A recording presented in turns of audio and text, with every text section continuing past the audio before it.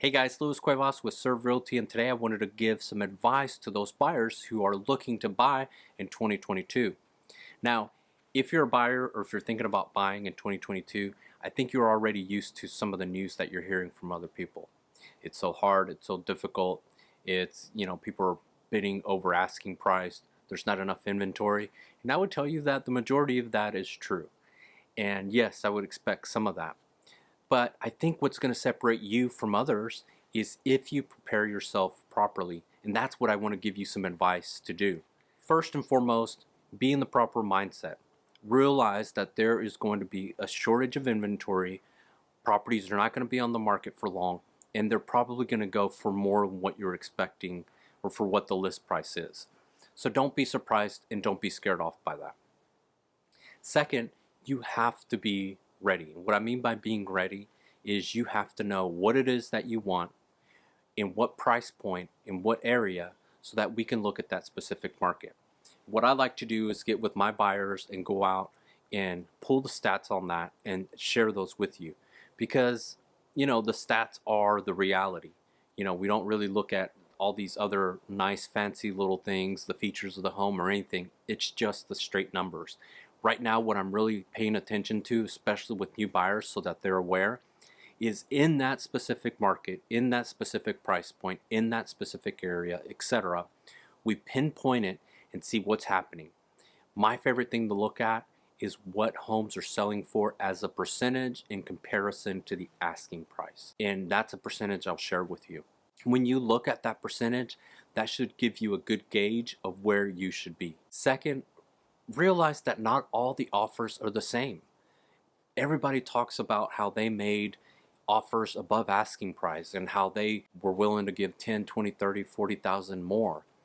But depending on your loan type, that may not matter. When I get with the seller, I show them that. I say, look, this particular lender requires that the property appraise. So even though they're offering you 50,000 above asking, the lender's not going to let that happen. And so when I get with buyers, I make sure to let them know, hey, you can offer those big offers, but you may be wasting time if you can't guarantee some of it, which again, I'll help you with. Another tip would be, when you're getting ready, get with the right lender. I think when you're a buyer, it's pretty easy to just go online and get an approval from somewhere and think that you're good to go. And maybe in a normal market that might be true, but in this market, a lot of sellers and listing agents want to see someone that they know, someone that's local, someone that they can trust, someone that they know can make it happen. And unfortunately, a lot of those online lenders still don't have that good reputation. Whether it's fair or not, I'm just saying that that reputation is out there. Also, you want to make sure that that lender gets you fully approved. And what I mean by that is, it used to be that you would say, this is my social, here's my credit, this is how much I make, you'd get an approval or a pre-approval. And then it would be that, okay, give them your income tax, give them all these documents, and then you'd get an approval, a little bit more bite to it. What I'm talking about is to be fully underwritten and approved by that lender. And what that means is that, yes, you'd have to submit more documents. Yes, you'd have to submit more information. Yes, it's going to take a little bit more longer. But what that means to the seller is you're less of a risk to them. So in other words, the offer you're giving them has a higher guarantee. So let's just say someone shows up to buy your home. One of them has an approval that just came from whatever bank, and it says that they are pre-approved for whatever amount. Usually under there, it'll say, we haven't verified their check, we haven't verified their this, we haven't verified their employment, we haven't subject to all those verifications.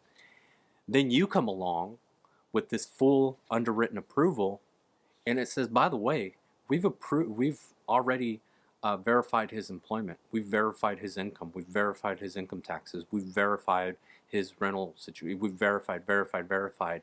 All of a sudden, that offer that you're making looks so much stronger.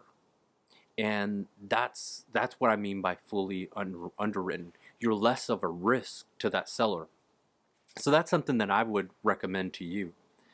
The other thing is to be realistic.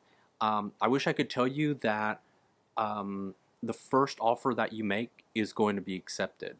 That's usually not the case. It may take several offers. And how do you make that offer stronger? I'll show you. But one thing that you have to do on your side of the equation, and I will help you, is long before you start the buying process, that you start looking, and I'll share those listings with you, at what it's going to take to buy in that market. In other words, be familiarized with that particular market. Really hone in on what it is that you want to buy, what areas, what neighborhoods, what price points, what sizes, etc. Really hone in on what it is that you want to buy so that you know what to expect. Along those same lines is be realistic. Realize that some of these list prices that you're seeing may not be the sales price that ends up what the buyer ends up paying. Often I see buyers say, "Oh, I'd like to be in the 350 price range." Well, in order to get that listing under contract, it might take you spending 370 to get it. So if you want to be in the 350 range, you might want to stick to a 340 house or a 330 house or a 335 or a 325, something like that. So take that into account. The other thing is be prepared to jump on those listings when they hit the market. Gone are the days when those listings are sitting on the market for several weeks, if not months. Typically, what I'm seeing on average, if it's a good home, and by the way, I'd go out there and say about 95% of the market does this. They're on somewhere close to the weekend, Thursday, Friday, and usually by Sunday and Monday, they're done showing the home. They want no more offers. They set deadlines, and they'll tell you, hey, in a day or two, we're going to pick out who we want.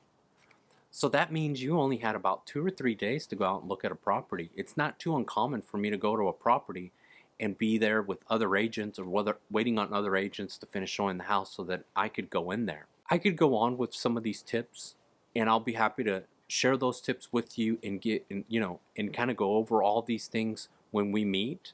But what I don't want you to do is be scared away from buying a home because other people aren't having the best experiences. Instead, what I want to do is really find what it is that you're wanting to buy and get you in the best position possible so that you can have that successful purchase and buying experience. Yes, it's a difficult market, but what we're trying to do is make it as easy for you and realistic for you so that you don't have to have that bad experience. So again, I'm a real estate broker. I've got experience here in the Dallas-Fort Worth area, the North Texas area. If you have questions or anything that I can do for you, if you just want to talk about real estate, maybe you're not ready just yet, we can have that conversation. I'm here to answer any questions that you may have and kind of go over that. Again, thanks so much for watching this video. I hope you found it of value. Thanks so much.